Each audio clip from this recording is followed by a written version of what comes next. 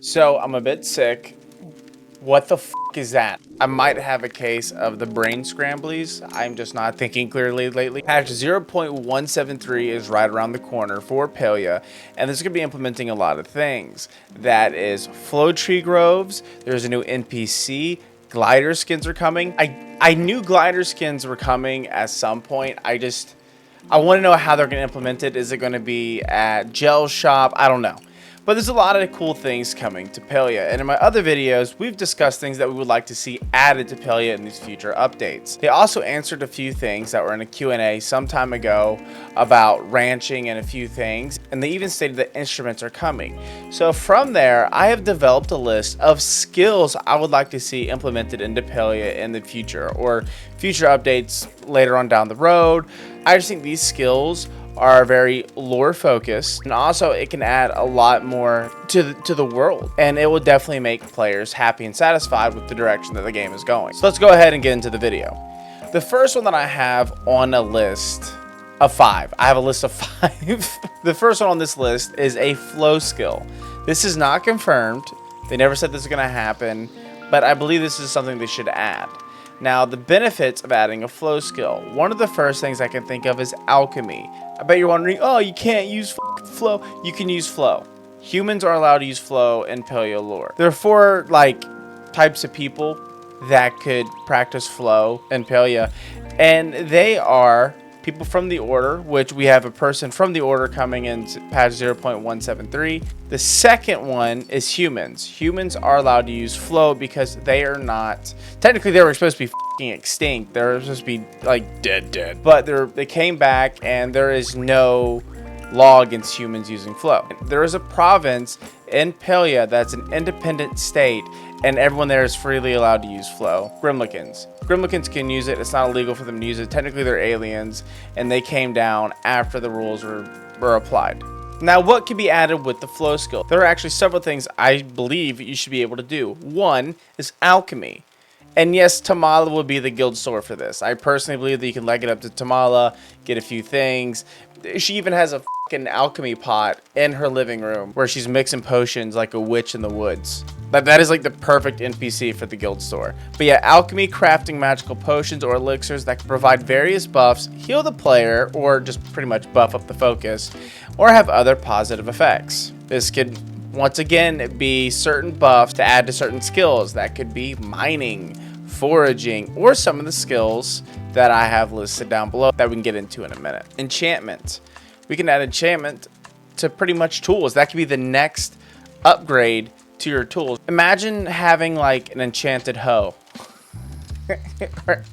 I thought of that joke as I was saying it, and I was like, I gotta try to have a serious face. Imagine having like an enchanted water bucket. You water your I'm still not done with the fucking enchanted hoe. You can water your crops, but because since you use the enchanted watering can, they stay wet longer. God, holy shit. And there's different things you can do. Maybe an enchanted axe. There could be a certain buff added to it. You can hit certain trees, and it could be a big tree, and every X amount of trees, it's an instant knockdown. They won't work on flow trees because I still feel like you need participation with those. The next one is Culinary Magic added to the flow skill. You can add certain spices you made while you're doing alchemy. Certain potions, you can add it to certain foods, and that focus buff that you get from eating that food is doubled. So you can make the most basic of basic onion soups in the game, and you eat it, and instead of it scooching up a little, it scooches up like halfway or maybe even all the way. I think that'd be really cool. So if you haven't gathered, the flow skill is more of a piggyback skill added to the other ones. So imagine like furniture making. You can add illusion magic with the flow skill to furniture making, and you can create illusions or magical decorations to beautify your farm. I mean, we've already seen in the pumpkin patch, I'd like to say, there was magical furniture. There are floating candles, things like that. You'd be able to make floating candles with a flow skill. But getting into the next one is something that I want the most. Well, there's another one that I want the most, but that's at the very end. But ranching, and this is confirmed. ranching is definitely going to happen at some point in the game's future. Now, one of the benefits of ranching or having a ranching skill is livestock management. I mean, we all know what like livestock is. It's, well, I would say horses and cows, but we would have peckies, riffrocks, I think that's what they're called for like the horses. We'll be able to purchase these animals, take care of them, and with the livestock management, we'll add animal product or animal product quality as well. So you can go in there and pluck a pecky egg, and maybe you can get a quality pecky egg. So that could also piggyback into the cooking skill. Bringing in quality animal product can make better or more better. It can make super dope food that tastes fucking amazing. Also, ranching can add special abilities. Higher ranching skills can unlock the ability to train animals for specific tasks. When I say that, I believe that you could get a riffrock, right? And once you befriend the riffrock, and you could probably use that as a possible mount. Also, on top of that, you can eventually get a plum hound, tame the plum hound, and it could help you around the farm a little bit. I think it'd be really cute if you get a plum hound and he's out there plucking things out of the garden for you. That'd be nice. However, I do think that one day we'll have a Galder and the Galder can do all that. But then also plot upgrades. Adding a ranching skill means you'll need a farm. You'll need a pecky roost. Coop? A pecky coop? Definitely not a farmer. I don't know these terms. I can Google here all day, but I can just tell you guys, like, yo, whatever that is, let's do it. Also, I think special ranching events would be pretty dope. I think it'd be great to implement into the game. One of the things is Naru has talked about like a livestock show where he's gone and showed off his Ormus, and it's pretty much where you can go and like look at this cow. So I'm not talking about your wife, but I think special ranching events, it would be cool to implement like a festival of some kind in the game where you can go and there'll be unique challenges there, or mini games. I think mini games, we'll discuss mini games in a minute, but a good festival mini game would be riffrock shoe tossing or horseshoe tossing. But getting into the most important part about ranching, I think one of the earliest forms of ranching they can implement to the game would be beekeeping. Beekeeping is technically farming. That is technically livestock. So adding in beekeeping would be super easy because I pretty much broke it down. Honey is already in the game. Literally, there's honey jars as far as the fucking eye can see. You just go and explore. There's a honey jar with a bee on it. So honey is in the game. Bees are in the game. 3, mead is in the lore. There is mead in the lore. There's booze in Palia. Yay. Hell, I make mead. I love making mead. Literally, it's cheap to make. It's easy to make. Go catch a queen bee and put it in a hive box. It's very easy to make a hive box in the game. I mean, in real life too, but in the game, you can take one of the worm boxes, change the model up a little bit, and then boom, add the queen bee to there, and just add in like a special effect where it looks like other bees are flying near it. Then you can go and harvest honey from there. Then you can take that honey, add it to the pickle pressure machine, forgot what that's called, go and add the honey in there, and then maybe you can make mead. Or you could take that like honey and bring it into the kitchen and make something there. The reason why I keep saying like mead because I'm excited is if they added like a brew making skill. That's never gonna happen. I know for a fact that's never gonna happen, but there is an easy way with the system they've already had to implement these features. Especially with making mead. Just go take the honey, put it in the pickling area, and act like the pickling thing is more of a fermentation machine of some kind. Add it in there, add water, it'll do it itself. I think that'd be really cool. Yeah, I know for a fact they'll never add brew making, but I would love that. Now the next one is somewhat confirmed, but being a bard skill. They never really said being a bard is confirmed. They said instruments are confirmed, like playable instruments. So and we've talked about being a bard and Palia would do a lot of good in the game. 1, mood boosts. Musical performances by the player can provide boosts to in-game characters, leading to improved relationship, better productivity, or other positive effects. It's another way of doing flirtation or likes. You go and you play in front of that character, and it could add a little bit of light into the slider. This also will then piggyback into the ranching skill. Entertaining animals. Playing music for a farm animal could have a soothing effect, contributing to their happiness and potentially increasing the quality of the product.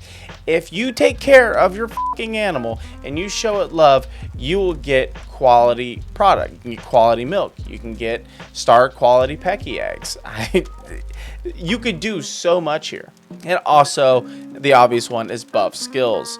Players with a high bard skill can perform musical numbers in the game world, adding a pleasant, entertaining ambiance that will also buff certain skills when certain music is played. This could add so many things into the game, gives a reason to players to contribute with other players. You can unlock a certain musical buff that the other players haven't, and everyone that's in your party or near you with an AoE effect, you play it, and everyone gets that buff for like 10 minutes.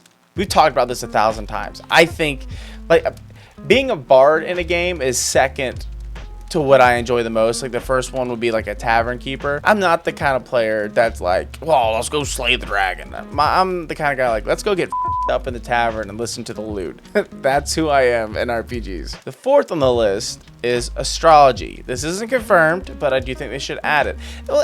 They're kind of heading in that direction where they've added it, because they have added the starstones, and astrology is such a big part of Palia. A skill centered around observing celestial bodies, predicting celestial events, and potentially influencing certain game aspects would definitely fall in line with the lore. Following in line with astrology and using the skill to your advantage will add a stellar influence on crops. Certain constellations or celestial events during the time of plantation could have a positive effect on the crops, enhancing their growth or yield during specific seasons. I think that if you do gardening at night when there's a certain celestial head above you, if you plant it, maybe that can add more jazz to the crop, or maybe a little bit of flow added in. Astrological tools. Craftable tools related to astrology, such as compasses, sundials, could assist players in celestial observations and predictions. So you can go up and you can see a certain event that happened. As you progress in the astrology skill, you can create certain tools. And using these tools, you'll be able to look at the stars, and let's say you see a meteor shower, right? And with that meteor shower, you can go figure out where that, lands it or whatever, and you can go to a new adventure zone, like the Elder Woods, and maybe you'll stumble upon either a quest or something that landed there, and you can sell it for a high reward. But kind of going into the stellar influences on crops, celestial gardening, get a certain fruit or vegetable that can only be planted during a certain celestial event. So let's say there is something in the night sky and you just found flow-infused strawberries. However, they can only be planted during a certain time of the month where that is right in the sky. That would add a lot more to the game, where people have to pay attention to what's going on. A high astrology skill could influence luck or fortune, affecting the outcomes of various in-game activities like fishing, farming, or interactions with NPCs. Talking to certain people with a high astrology skill can maybe spark certain quests, and you get higher rewards. Hell, astrology doesn't even have to be a skill. It could just be a feature implemented more into the game, honestly. Now the last one, once again, I understand this is a cozy game. We've had this conversation 1,000 times. But in cozy games, there is some sort of combat. And take Stardew Valley, for example. Stardew Valley is, in my opinion, the staple of cozy games. There is people out there that have played Stardew for years, and they understand that the mine has different levels, and you have to fight on certain levels of the mine to get to certain things. So I'm not necessarily saying a combat skill, but combat adjacent. I would like an exploration skill of some kind. In a cozy game, it typically emphasizes relaxation, creativity, and a friendly atmosphere. A combat skill, a specific combat skill, is definitely out of place. I get it, but an exploration skill can add in competitive minigames, which design combat as a series of minigames or challenges rather than intense battles.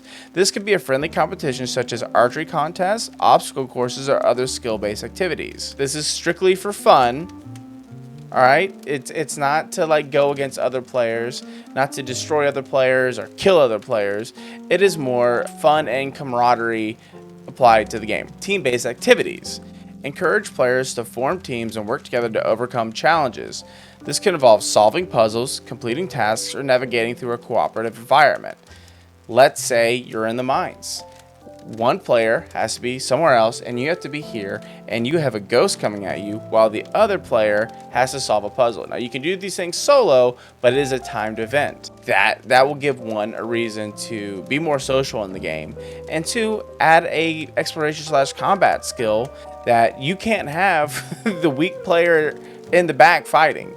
That guy's got to be on the puzzle, son. And I want to emphasize once again, this is about cooperation, not competition. It is to bring players together. Next is to connect combat skills to resource gathering. Just like the mines in Stardew Valley, I would like to have a combat skill, and swords are in the game. They are definitely already in the game.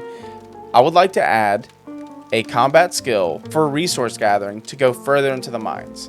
As I was saying earlier, a ghost pops out, you have to fight the ghost off. You can have a sword, you can have a bow. If you want, you can use your axe. I don't know how they're gonna add that, but it's there. But the point of it is to pursue certain resources and to fight off certain creatures of some kind, some spooky dooky creature. Pretty much environmental hazards. That's the gist of it, environmental hazards. But going back to the exploration part, I think that you should be rewarded for exploration. As you climb more, as you glide more, I think that you should unlock certain abilities, like you could be able to climb a lot longer, or you could be able to glide, you can stay higher in the air longer. As you explore and do more things, I think that it'll add more engagement to the world. These are just a list of skills that I think they should add. Once again, I know the last one is not for everybody. I know it's not. But I want to see an exploration skill of some kind. That is a huge part of the game. It's a huge part of the lore. There are providences in this world that, I mean, Umbra. Umbra is a providence that is solely underground. Completely underground. There is the capital. In Yurvin, the Elderwoods. There's these locations that I feel like as they open up, it adds new skills that you could apply to your character and to build your character a certain way. So I would love to see, as these updates keep coming out and as more things get implemented to the game, I want to see skills. As you keep working on the skills that you have, you're eventually going to reach a cap of some kind. The only thing that they can do from there is to implement more skills for you to grow on. But yeah, what are your thoughts? If you could add a skill to the game, what would it be? Let me know in the comments below. While you're down there typing something up, be sure to like and subscribe to this channel if you haven't already. And on top of that, be sure to join the Discord. The Discord's an awesome place. We have a lot of friendly people in there, except for Brutal. Brutal's a but everybody else is just peachy. I'll catch you in the next one. Bye.